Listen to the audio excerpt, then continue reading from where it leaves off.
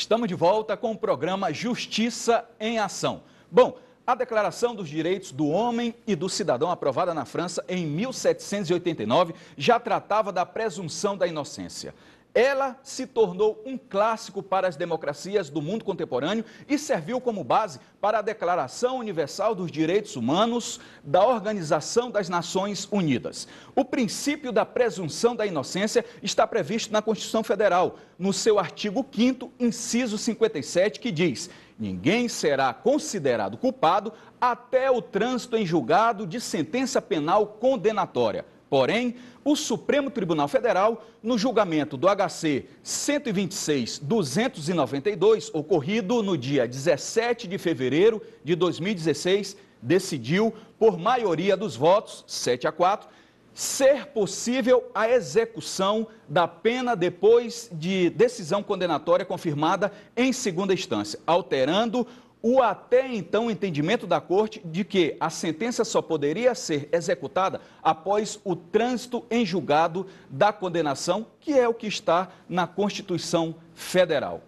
E para falar melhor do assunto, recebemos o doutor Aldenor Rebouças. Doutor, prazer receber o senhor aqui no Justiça em Ação. Satisfação toda minha, muito obrigado pelo convite. E este é um tema recorrente e que está todos os dias na pauta jurídica, o que é a presunção de inocência. Bom, nós podemos falar de presunção de inocência em 3 vetores distintos. O primeiro deles é que é uma regra de tratamento. O que significa isso? Que você não pode ser impedido de participar de um concurso por estar respondendo a uma ação penal. Você não pode ser impedido de qualquer outro direito simplesmente porque está respondendo uma ação penal. Então, digamos que é como se fosse uma garantia para o cidadão. É uma garantia. Sim. Que todos nós temos, de não ser tratados como culpados enquanto não houver sentença transitada em julgado. Esse é o primeiro vetor, é uma regra de tratamento. O segundo vetor se refere à regra de direito probatório.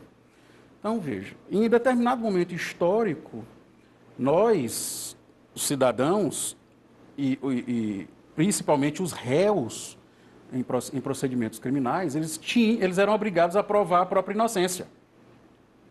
E aí nós temos as ordalhas e outros testes que eram executados.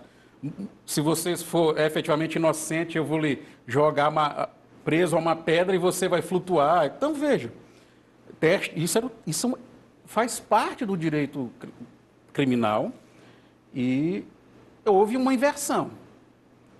Eu não posso te considerar culpado e nem posso usar esse tipo de prova para selar a culpa.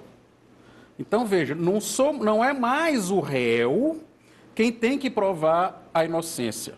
A carga agora probatória recai totalmente sobre a acusação. Quer dizer, Aldenor, então, que se o Ministério Público não conseguir provar, eu não tenho que provar nada. Quem tem que provar a acusação é o Ministério Público e só ele, a carga é dele. Se o Ministério Público não trouxer provas, e não precisa ser basta uma prova, essa prova tem que ser robusta, ela não pode ser única, ela não pode ser desencontrada de outra prova. É preciso que ela dê não só um juízo de possibilidade, mas principalmente que permita um juízo de probabilidade. Então, não basta é plausível o que ele está dizendo. Não basta ser plausível. É preciso que esta plausibilidade esteja assentada sobre prova que indique a probabilidade da ocorrência. Que efetivamente ligue a conduta ao agente, né? A autoria e também a própria existência do crime. Porque ainda se discute se a falta do corpo no crime de homicídio autoriza a persecução. Porque o corpo só existe homicídio se existir o corpo. Sim.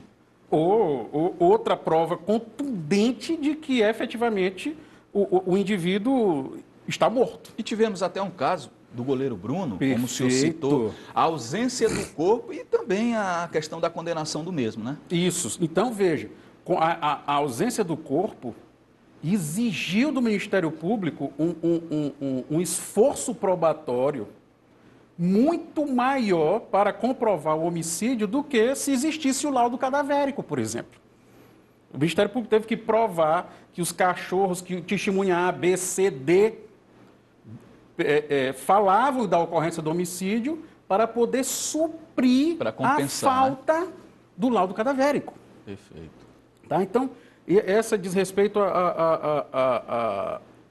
o vetor do ônus da prova, de quem é obrigado a... E o terceiro, que esse que o Supremo Tribunal Federal veio a empreender uma guinada na jurisprudência, que é o direito de recorrer indefinidamente em liberdade.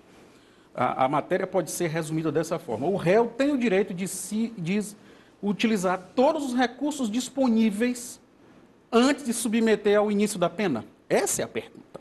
E agora, pegando um gancho sobre essa sua fala do Supremo Tribunal Federal, que interferiu diretamente no que a gente já tinha há muito tempo, se uma pessoa for condenada em segunda instância, ela automaticamente, ou enfim, ela vai presa e já começa a responder por essa pena, mesmo não tendo esgotado todas as possibilidades, como o senhor falou. O que é que está acontecendo? Até porque, pelo que eu sei, o STF ela é o guardião da Constituição. E se na Constituição diz uma situação, na minha humilde opinião, ela não pode vir desfazer o que está escrito lá. Eu estou correto? Você está correto.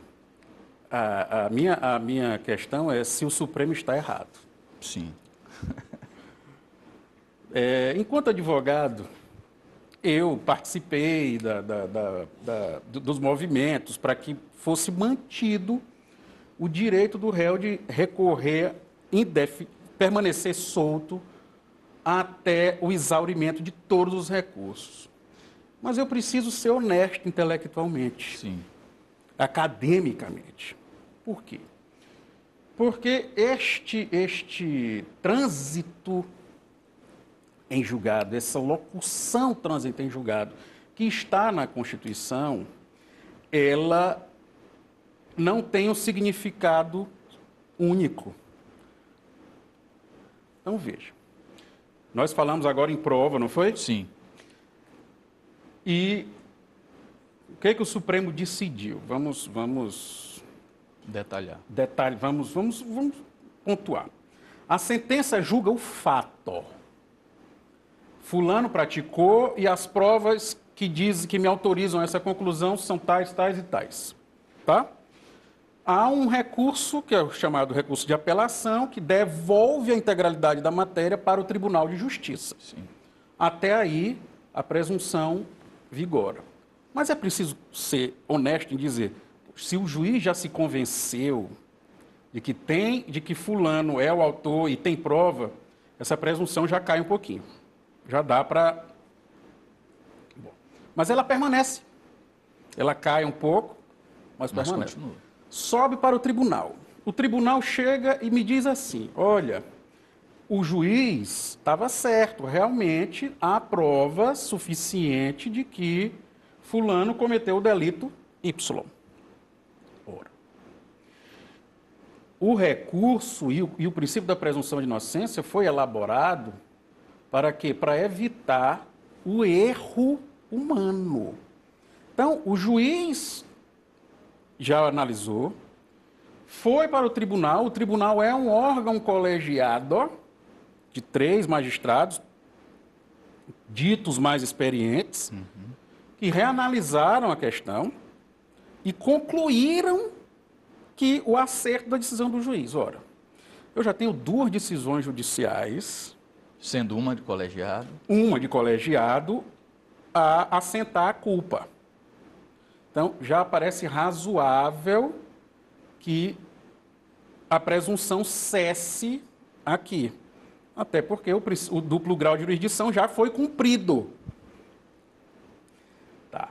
Aí alguém vai objetar com alguma razão mas a pena está correta, ela não pode ser modificada nos tribunais superiores. É verdade. Mas eu não estou mais tratando agora do fato se há culpa ou não. Eu já estou tratando agora da justiça da pena. Já é outra situação. É outra discussão. A justiça da pena, a quantidade da pena, é isso que está agora em discussão. E é por conta dessa mudança de foco que boa parte que há doutrinadores, principalmente no estrangeiro, que defendem que se a culpa está selada e não pode mais essa matéria de fato e de prova ser reapreciada no STJ e no Supremo, então, se esses recursos a eles dirigidos só vão discutir a justiça da pena e do regime de cumprimento, então essa cláusula deixa de incidir. Entendi. E aí está autorizada a execução da pena. E na sua opinião, o senhor acha que a classe social influencia nesse princípio? Sem dúvida. Influencia, talvez não no plano teórico, mas no plano prático é cotidiano essa observação. Por quê? As polícias estão aparelhadas para o crime da esquina. Todo o aparato judicial, o aparato policial, investigativo, está direcionado para coibir o ladrão, o batedor de carteira, o assaltante. E isto, qual é o reflexo disto? As classes menos favorecidas, que são justamente quem praticam esses atos, é que são penalizadas. Eu costumo dizer no ambiente acadêmico que o crime que mais foi praticado no país foi o crime de adultério. Só deixou de ser praticado porque deixou de ser crime. Mas era o mais praticado. E era imune à classe social. Todas as classes sociais praticavam este crime. Então, a questão não é se o crime depende de classe social. Não depende. As avaliações, os números de violência contra a mulher, violência doméstica, comprovam que não há divisão de classe social,